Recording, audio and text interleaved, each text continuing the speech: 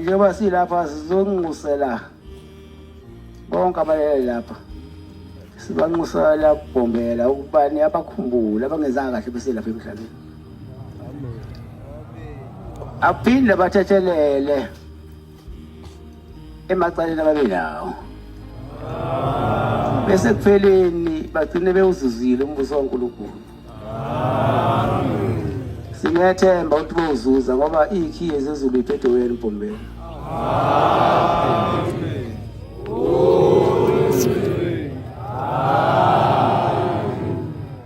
sengicelela nathi-ke siphilayo ukuthi asame ngomthetho kaShembe singaphuma endleleni yakhe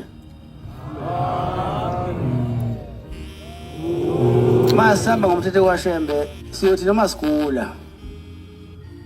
sifica ukufa asiukusaba ngoba sobe sazi siyongena ezulwini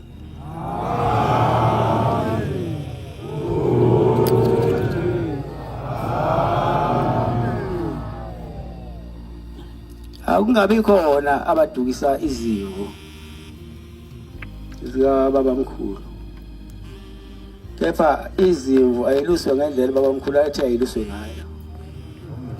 ngoba kuyenzeka abantu badukiswe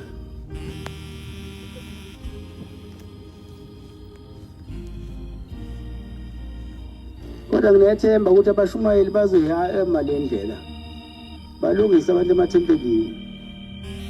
ukuze makufika isikhathi esinjengalesi sifikela umuntu evele nomphako ukuthi uyongena ezulwini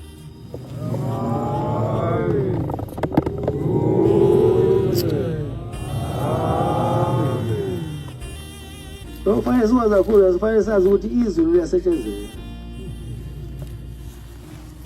ma uselapha emhlabeni nje fanele ube nenhliziyo enothando nokubekezela ungabi nolaka kuze kuthiwa kuwe awungeneki ayangeneka wo kanti uma umfundisi kuthiwa ungeneki ubani ozolalela abantu indlela kaNkulunkulu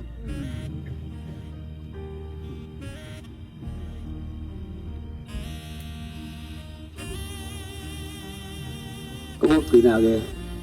abantwana kaNkulunkulu ngicela ukuthi phakathi kwenu uheleze umoya wokuzwana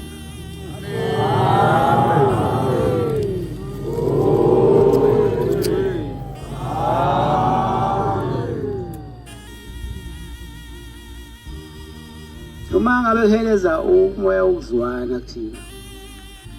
lokholwa lokugcina amakhanditho nasenhliziyweni zethu kodwa make kwaba khona ungazwani uNkulunkulu wahlala nabantu abangezwani uyaqhela bese kufika leyo ndoda leyo edunga amakhono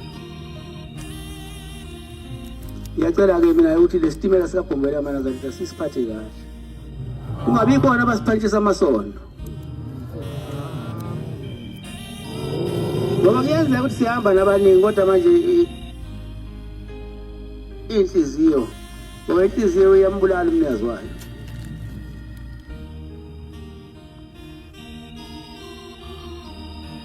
bese jabulele ukuthi hayi ngikhona ecashe ekubantu abaningi nale mhlangano-ke emanazareta yasebumnyameni ayifunakali anoza nje kumina phambili ngicela ukuthi baba sicela ukwenza umhlangano othize ngizonivumela uma ngabe kuwasesontweni bangaze ngibone usontweni ukuthi ahamba owenza kini so ilungelo yelami